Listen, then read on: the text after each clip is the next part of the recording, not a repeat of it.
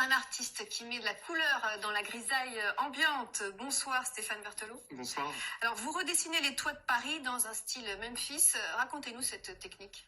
Alors en fait, le style Memphis, qui est assez connu, c'est un mouvement de design du début des années 80, créé par Ettore Sottsass, un grand designer italien, avec d'autres, Nathalie Dupasquier.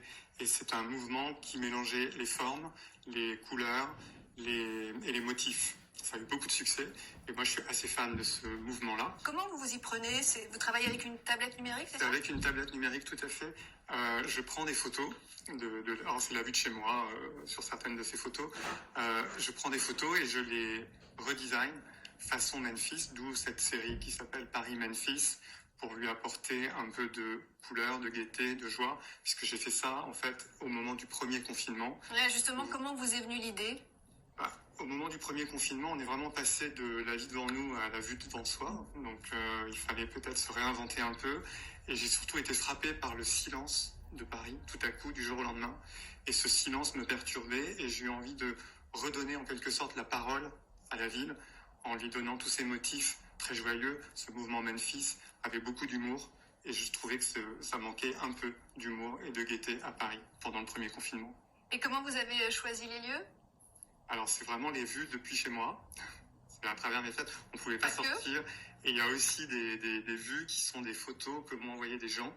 Parce que quand ça a commencé à être vu sur les réseaux sociaux, j'ai reçu spontanément des photos, des vues de gens qui me disaient: est-ce que vous voudriez pas intervenir sur la vue de chez moi? Moi aussi, je voudrais un peu changer d'horizon. C'est pour nous faire rêver un peu aussi. Je crois qu'on n'a jamais eu autant besoin de s'évader, de voir autre chose. Et c'était un peu l'idée. Oui. Où découvrir ce travail?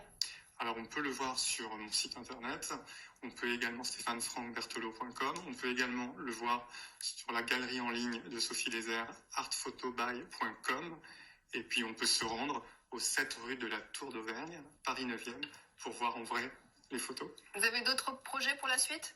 Oui, toujours. Je continue encore cette série. Tant que la pandémie n'est pas finie et que les confinements sont encore dans l'air du temps, je crois qu'on a besoin encore de voir d'autres choses. Et je travaille actuellement sur une série de collages numériques.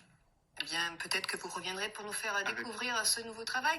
Merci beaucoup Stéphane Berthelot de nous avoir fait un peu rêver avec ces très belles photos. Un événement rare dans le monde de la